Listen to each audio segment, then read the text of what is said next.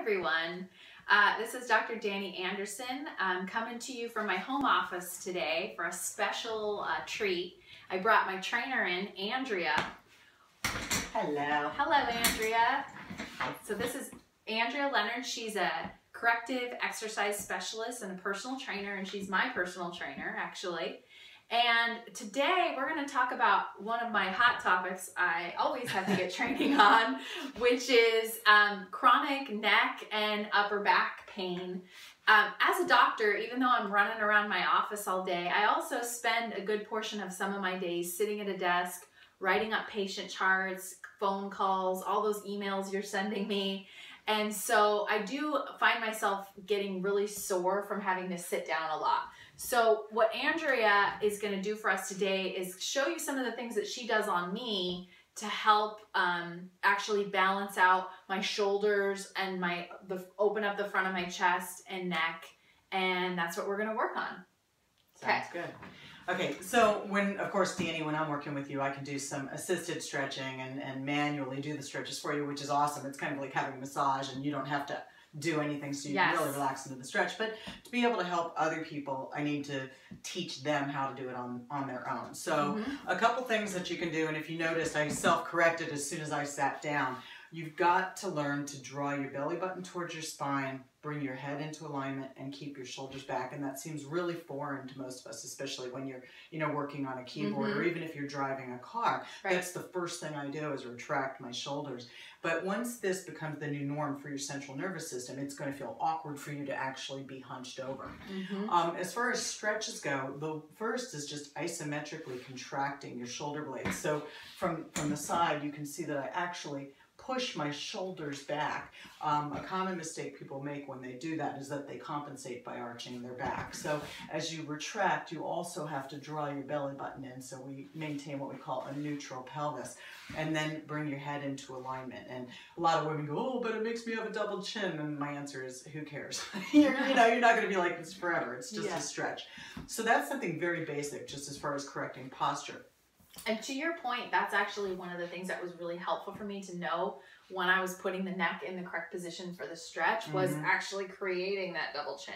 Right, because people want to tuck down or tilt back, and it's literally like if you were to walk into a wall and your face just went straight back. I think just making sure nobody's coming by to take a selfie. Exactly. We assure you there will be no selfies. All right. Okay, and then just putting your hands behind your head and squeezing your shoulder blades together. Now, the natural thing is, once again, my head tends to go forward, so I need to bring it back into alignment. Draw my belly button towards my spine, and then breathe. Take a nice deep breath, and as you exhale, just let yourself relax into that stretch. And this, of course, stretches across your chest while you're simultaneously contracting isometrically those muscles in your upper back. Okay, I recommend that people hold these stretches for 30 seconds minimum if they can. I know that seems like an eternity, but that's when your body really, your muscles have that opportunity to really ease into that stretch. If you're doing less than that, you're really shortchanging yourself.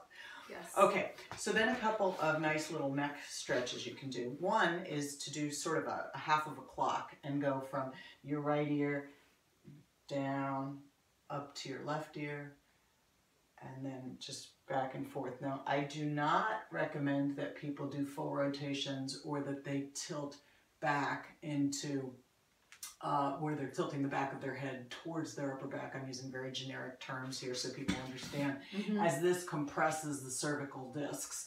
And for a lot of people who have any type of inflammation or impingement, that's going to cause more pain. So we want to open it up.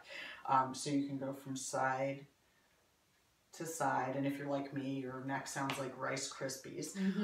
Then you can tuck your chin to your chest and just simply with the weight of your hands on the back of your head, just hold that down. And if you're really tight, you're going to feel this all the way down your spine. You never want to apply any pressure on your neck. So literally when I say just put the weight of your hands, that's all you're doing. You're not pushing. So in this case too, Andrea, am I also trying to bring these more over? Not in that one, not in that one. So this is nothing more than just applying whatever pressure that is, a pound or whatever it equates to, just to open up those discs. So if this is compressing the discs, then by contrast, this is opening them up, and that offers people a lot of relief usually. Yeah. And then I think the ultimate stretches that you can do, if you take your right arm behind your back, alternatively, you can actually grab on the bottom of your chair and pull up, but we're trying to create a counter stretch. Then tilt your head, the left ear to the left shoulder, and once again, just very gently place your hand so that you feel this stretch all through this side. You don't want to let your shoulder come up or that defeats the purpose. And then just breathe. And usually when I do these to people, they're like, oh my God, that feels so good. Mm-hmm. Now from here, Dani, just turn your chin to your armpit, move your hand to the back of your head, and gently pull down into your armpit. Once again, making sure that this right shoulder stays down. Man, I have one of those shoulders that loves to go up. Oh yeah, we all do.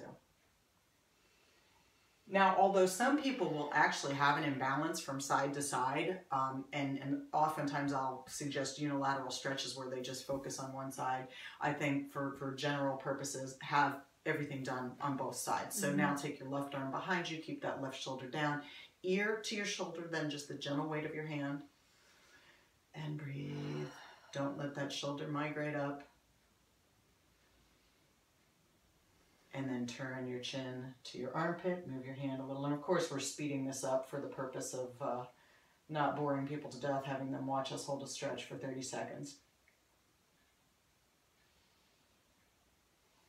Okay, and then I'm going to add 2 more things. Okay. So to stretch the upper back, just clasp your hands, inhale, and as you exhale, drop your head and pull forward. And you can feel that great stretch across your upper back.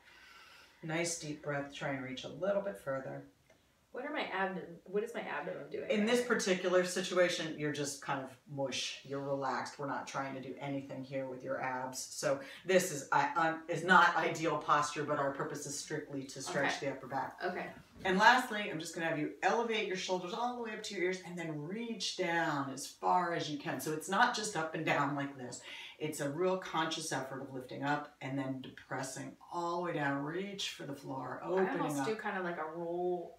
And you can do that too. We can do several rolls backwards, several rolls forward. They each do a little bit different. They each have their own niche, if you will. So all the way up to the ears, all the way down.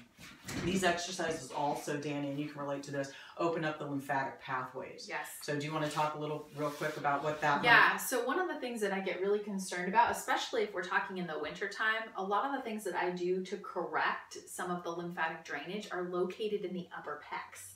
So if you have really tight muscles here, I can reset the neuroreflexes that will actually tell the body to drain.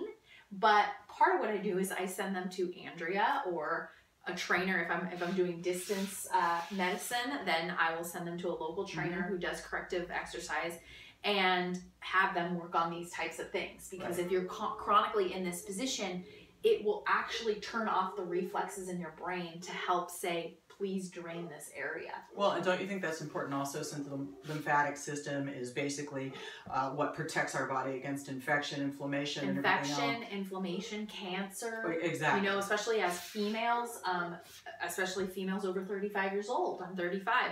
We have a risk of not draining correctly into the breast tissue. So this is something that's really, really important. Yeah, and in another video we can address it with actual breast cancer survivors and cancer patients and lymphedema. Yes, exactly. Okay, sounds good. Thanks, Andrea.